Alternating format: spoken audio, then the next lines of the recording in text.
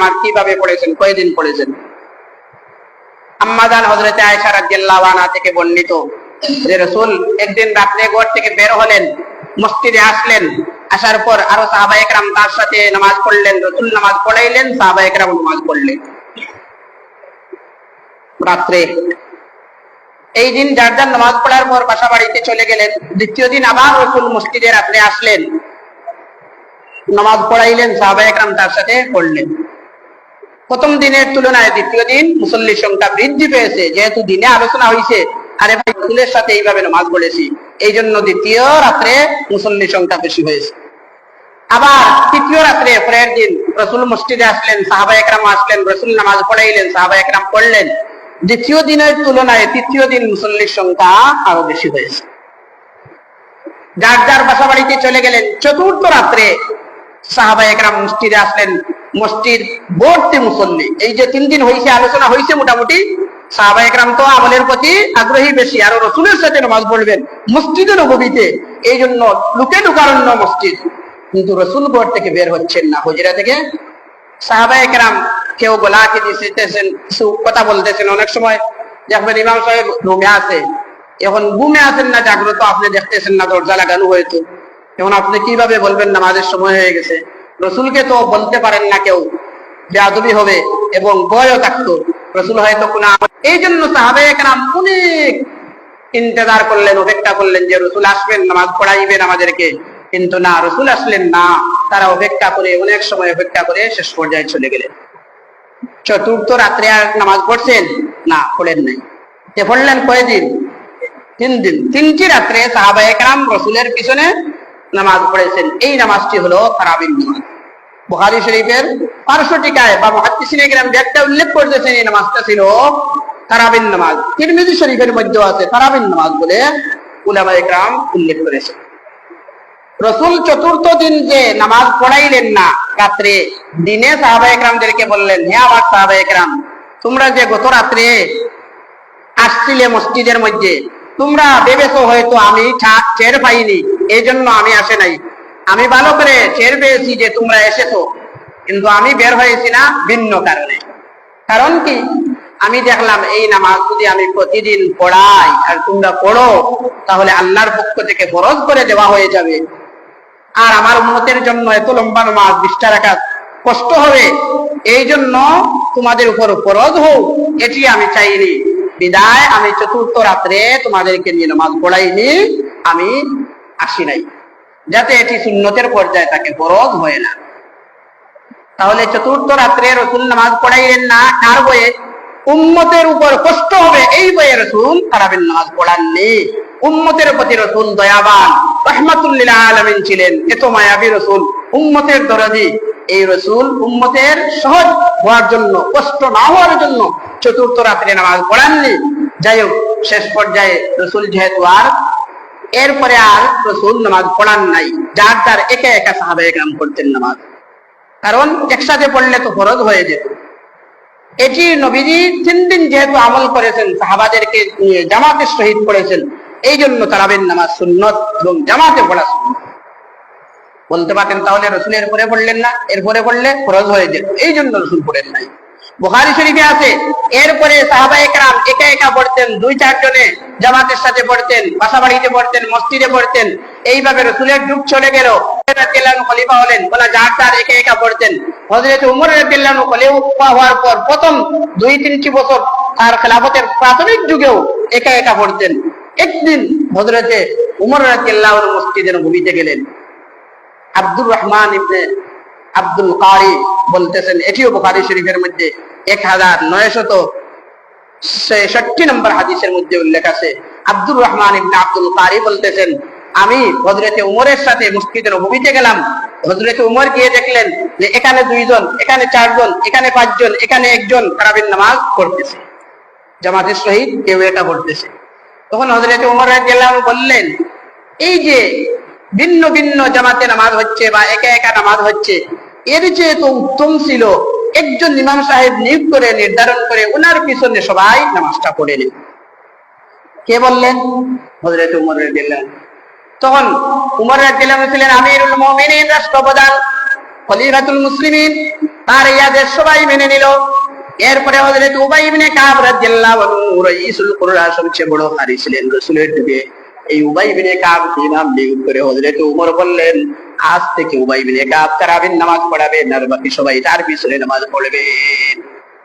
এই হলো, এই যে উবাই ইবনে কাব নামাজ পড়াইছেন, বাকি সবাই পড়ছেন, হযরত ওমর রাদিয়াল্লাহু আনহু আদেশে এখানে ছিল 20 টাকা, এখানে ছিল 20 টাকার নামাজ। বিভিন্ন কিতাব দ্বারা, এটি ইতিহাস দ্বারা প্রমাণিত, সাহাবীদের কথা দ্বারা, তাবিঈনদের কথা দ্বারা প্রমাণিত 20 টাকা।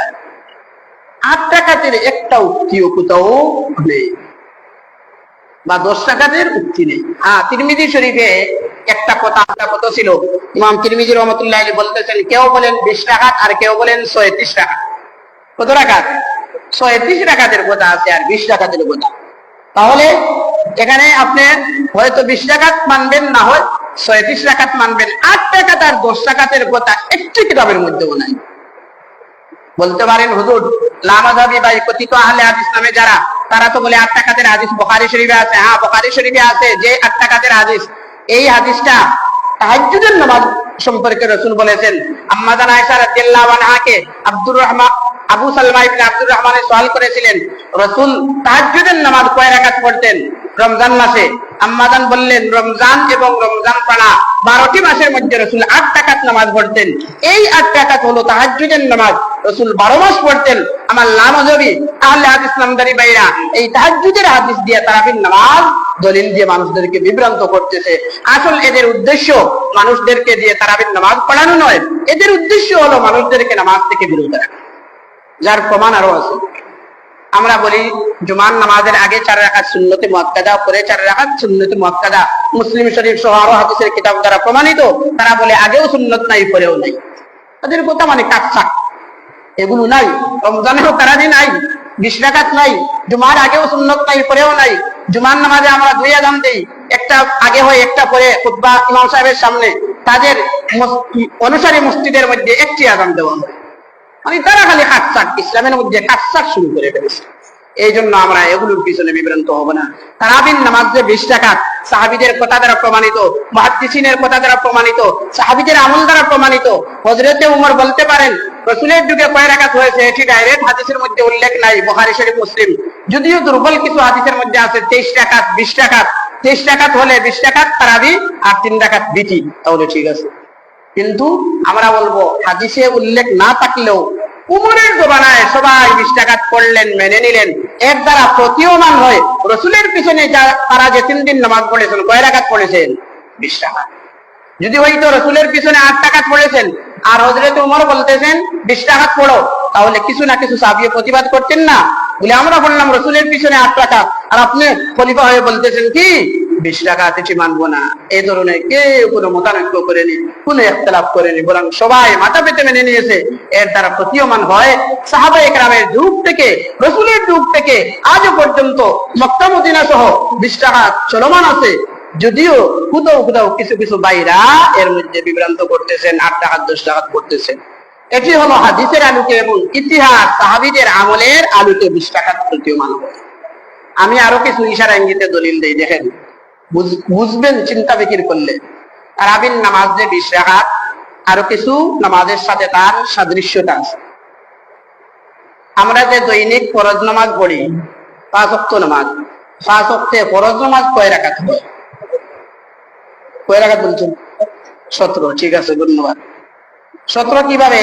ফজরের 2 রাকাত, জোহরের 4 রাকাত 6 রাকাত, আসরের 4 রাকাত 10 রাকাত, মাগরিবের 3 রাকাত 13, আর এশায় 4 রাকাত 17। এই হলো 17 রাকাত। আর বিতির নামাজ কয় রাকাত?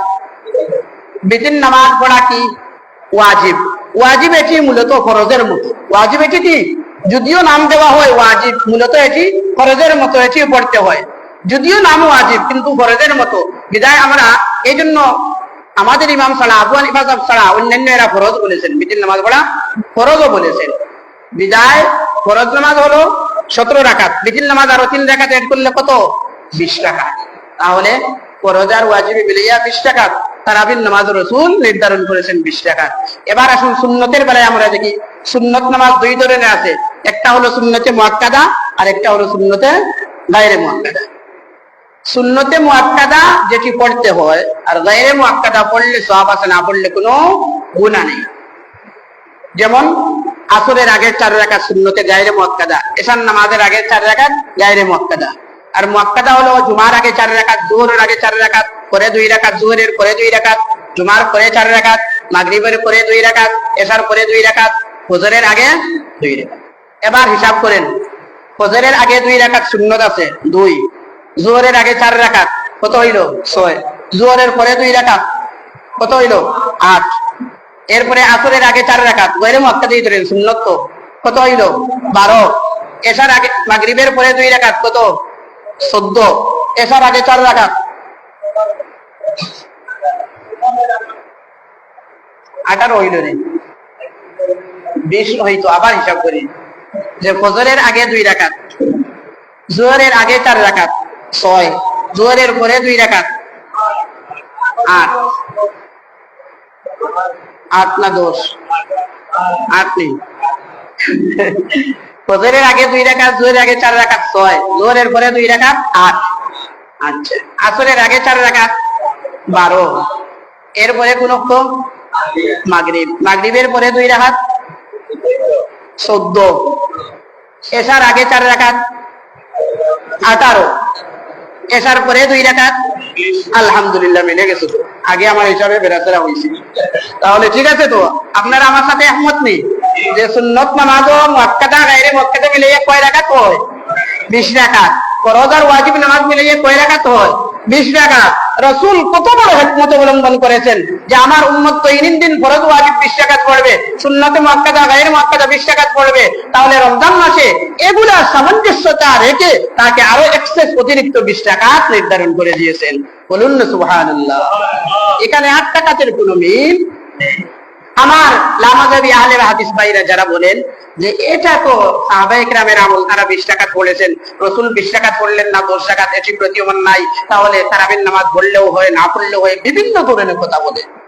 বা সাহাবীদের কথা এত বড় দলিল নাই, একটা কথা মানুষদেরকে বলে সাহাবীদের কথা কি নাই? দলিল নাই। এটা কথা তারা অনেক ক্ষেত্রে বলে যে উসমান রাদিয়াল্লাহু আনহু জমানায় 2 আযান শুরু হয়েছে জুম্মায়, তারা বলে এটি দেওয়া লাগবে না, রাসূলের যুগে ছিল না। এই তারাবির নামাজ উমরের যুগে জামাতে শুরু হয়েছে 20 রাকাত, তাহলে আমরা পড়বো না, রাসূলে পড়ছেন কিনা 20 রাকাত এটা জানা নাই। এই ক্ষেত্রে একটা দলিল দেই, শুনেন, বুঝেন, বুঝতে পারলে মনে রাখলে ভালো হবে। এই যে কোরআনে কারীম আমরা পড়ি, এই যে কোরআনে কারীম আমাদের কাছে আছে 30 পারা, কয় পারা? এই কোরআনে কারীম রাসূলের যুগে এইভাবে লিপিবদ্ধ হয় না। রাসূলের যুগে কিভাবে ছিল?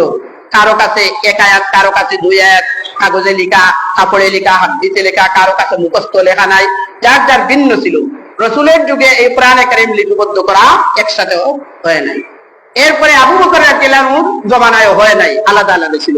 এরপরে খলিফা হইলেন হযরত উমর, উমর রাদিয়াল্লাহু আনহুর যুগেও হয় নাই। উমর রাদিয়াল্লাহু আনহু 10 বছর, আবু বকর 2 বছর, 12 বছর গেল, লিপিবদ্ধ হয় নাই। এরপরে খলিফা হলেন হযরত উসমান রাদিয়াল্লাহু আনহু। উসমান রাদিয়াল্লাহু আনহু দেখলেন বড় বড় হাফেজ সাহেব, আলিম সাহেব মারা যাইতেছেন, এখন যদি কোরআনকে লিপিবদ্ধ করা হয় না, পরবর্তীরা কোরআন পাবে না, বা কেউ বলবে এটি কোরআন না, বিভিন্ন মতামত দেখা দিবে। এই জন্য তিনি সমকালীন বড় বড় উলামায়ে কেরামদের সাথে পরামর্শ করে ফরমান জারি করলেন, যার কাছে কোরআনে কারীমের আয়াত আছে, দলিল সাক্ষ্য দ্বারা প্রমাণিত হবে তুমি রাসূল থেকে শুনেছো, এটি আমার কাছে নিয়ে আসো। আর তিনি দায়িত্ব দিলেন হযরত যায়েদ ইবনে সাবিত রাদিয়াল্লাহু আনহু, কাতিবে ওহী, নবীজির ওহী লিখক ছিলেন, তার নেতৃত্বে কোরআনে কারীম লিপিবদ্ধ করে হযরত উসমান রাদিয়াল্লাহু আনহু ওয়াল বিশ্বের মধ্যে চালু করে দিলেন যে আজ থেকে এই লিপিবদ্ধের ভিতরে এই 2 পাঠের মধ্যে যা আছে তা হলো কোরআন, আর এর বাইরে কেউ কিছু বললে কোরআন নয়, এটা মানা যাবে না। বলুন না সুবহানাল্লাহ। তাহলে এই যে মুসহাফ, এটাকে বলা হয় মুসহাফে উসমানী, মানে উসমান রাদিয়াল্লাহু আনহুর জমানায় লিপিবদ্ধ করা হয়েছে। এবার যদি বলেন আমার লামাযাবি আহলে হাদিস ভাইরা, রাসূলের যুগে কোরআন লিপিবদ্ধ করা হয় নাই, আবু বকর উমরের যুগে হয় নাই, একজন সাহাবীর যুগে এসে লিপিবদ্ধ করা হয়েছে, এই কোরআন আমরা মানব না, তাহলে ঈমান থাকবে? নাউযুবিল্লাহ। কেউ বললে ঈমান থাকবে? বলতে হবে এই কোরআন মানতে হবে। সাহাবীদের যুগে লিপিবদ্ধ হলেও সবাই যেহেতু মেনে নিয়েছেন, ঐক্যবদ্ধ সর্বত্র ইজমা হয়ে গেছে যে এটি হলো কোরআন, আল্লাহর পক্ষ থেকে এটি এসেছে। অথচ কোন হাদিসের মধ্যে নাই যে উসমান যে কোরআন লিপিবদ্ধ করেছেন সেটি হলো কোরআন, আর উসমান যা লিপিবদ্ধ করেন নাই তা কোরআন নয়। একটি হাদিসের মধ্যে এইভাবে নেই, একটি কোরআনে কারীমের আয়াতের মধ্যেও এইভাবে নেই।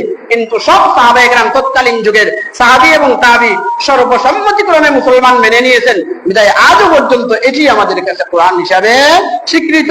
তাহলে হযরত ওমর রাদিয়াল্লাহু আনহু থেকে আজও পর্যন্ত তারাবির নামাজ 20 রাকাত চলে আসছে, এটি আমাদের কাছে স্বীকৃত। জুমার নামাজে 2টি আযান চলে আসছে, জুমার আগে 4 রাকাত সুন্নাত, পরে 4 রাকাত সুন্নাত, এগুলো আমাদের কাছে স্বীকৃত। আমরা সবাই মেনে আমল করব তো ইনশাআল্লাহ? সবাই আমল করব, কারো কথা বিভ্রান্ত হবে না। আল্লাহ আমাদের সবাইকে সঠিক বুঝ দান করুন এবং সঠিকভাবে আমল করার তৌফিক দান করুন। আমিন। ওয়া আখিরু দাওয়ানা আলহামদুলিল্লাহ।